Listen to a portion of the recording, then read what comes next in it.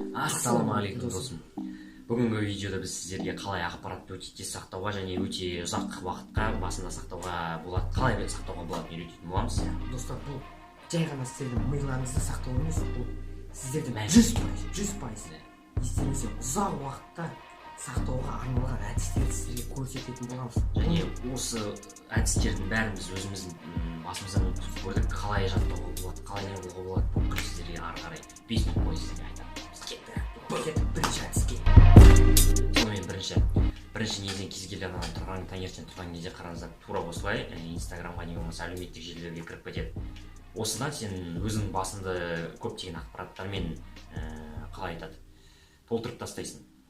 Соның кесірінен сенің ақпаратты сақтау қабілетін жоғала бастайды. Мысалы, сен таңертең тұрып көптеген ақпарат басына жинап алсаң, уже где-то сағат 11-12-лерге қарай сен кез келген ақпаратты басында жақсы сақтай алмайсың. Сенің бір сөзбен айтқанда есте сақтау қабілетін жоғала бастайды. Және достар, сіздерде телефонға деген әуестік одан сайын арта барады. Сіздер тіпті 12, тіпті 3-ке дейін кетіп қалуыңызға мүмкін. Уақыттың қалай өткенін білмей қаласыздар. Ол кезде сіздердің қандарыңызға гормон бөлінеді, наркотик сияқты гормон бөлінеді. Оданша сіздер өздеріңіздің таңғы жаттығуларыңызды жасап, оданша сіздердің қандарыңызға эндорфин гормоны бөлінсе, ол сіздерге бақыт сыйлайтын гормон. Сол кезде сіздің өміріңіз жақсы өтетін болады. Жақсы өтеді және өзіңді өте жақсы сезінетін боласың, жаттығу жасағаның дұрыс.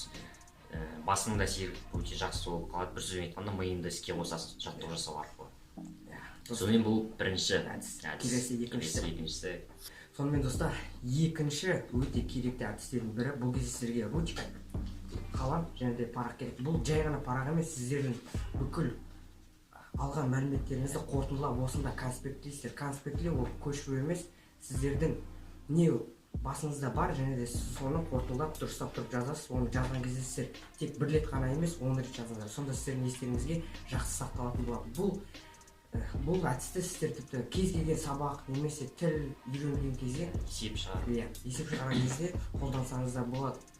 Және келесісі, осы әдісті пайдаланған кезде ең бастысының бірі ол жазу керек.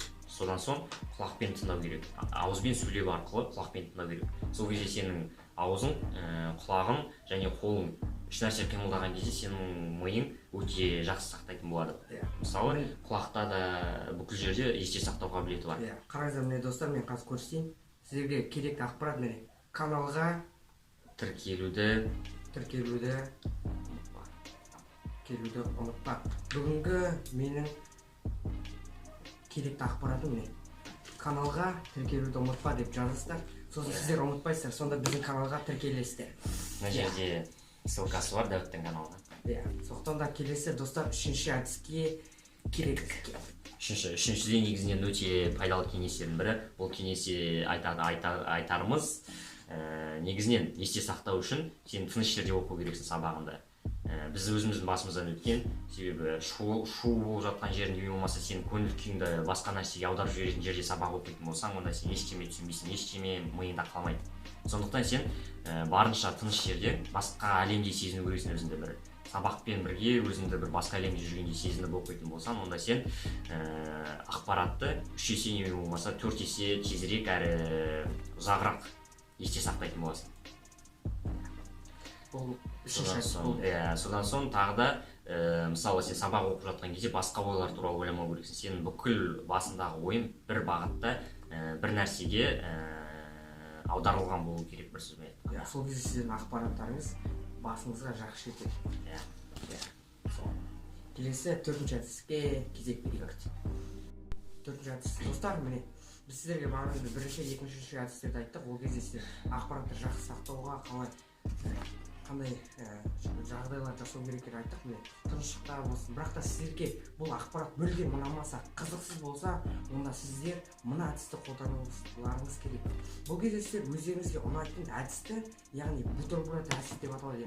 Сіздер ұнайтын жаттығу болсын, немесе кез келген хобби, немесе өзіңізге ұнайтын істі бірінші жасап, одан кейін ақпаратты алу, яғни өзіңізге ұнамайды, бірақ та пайдалы ақпараттарды алу үшін соны оқып, сабақ немесе кез келген пәнді, математика болсын, соны оқып, одан сізге ұнамаса, одан кейінгі келесінде сіздер қайтадан өзіңізге ұнайтын істі қайтадан жасайсыз. Сол кезде сіз бутербродты жеген кезде сіз басында нан болады, одан кейінгі дәмді, одан кейін нан. Сол сияқты, бірақ сізде керісінше болады. Сізде жақсы болады, екі шетінде жақсы, ал ортасында нашар, яғни сізге ұнамайтын істер болады. Солай сіздер ақпаратты жақсы алатын боласыздар. Сол кезде сіздердің уақыттарыңызда үнемделетін болады. Келесі бесінші әдісте негізінен ең бастысы ол тұрақтылық.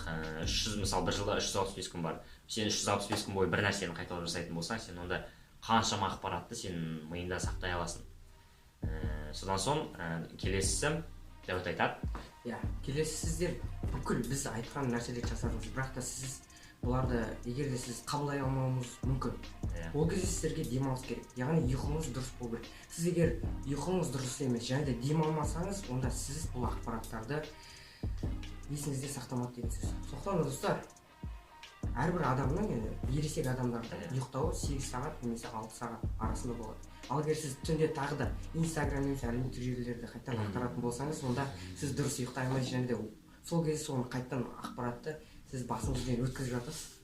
Содан соң мысалы тағы бір айта кетейін, сабақ оқудың немесе белгілі бір тақырыпты бастардың алдында сен 15 минут не болса 20 минут ұйықтап алсаң, онда басың тазарып, көптеген керек емес ақпараттың бәрін ұмытып, басың тап-таза болып тұрады. Сіз жаңа ақпаратты саған игеруге оңай болады. Оңай болады. Сол достар, міне демалыс туралы айттық. Демалыс туралы сіздерге айттық. Сондықтан да сіздер мен мынаны істеймін деп көп нәрселерді бір уақытта жасамаңыздар, сізге керекті нәрселерді жасаңыз. Яғни сізге керекті миыңызды шаршатпаңыз. Шаршатпаңыз. Сол демалыс арқылы сіз өзіңізге керекті ақпараттарды алдыға кетесіз. Ондай болса бізде осымен видеомыз аяқталды. Каналға тіркеліп, лайк басып, комментарийлеріңізді ең басты қоңырау шанығын басуды ұмытпаңыздар. Сосын достар, біздің инстаграмымызға тіркелуді ұмытпаңыздар. Міне. Сол жерден сіздер тағы да өздеріңізге керекті ақпараттар аласыздар, бірақ таңертең емес. Түске қарай не болмаса, бос уақытыңыз сол кезде ғана инстаграмға кіріңіз.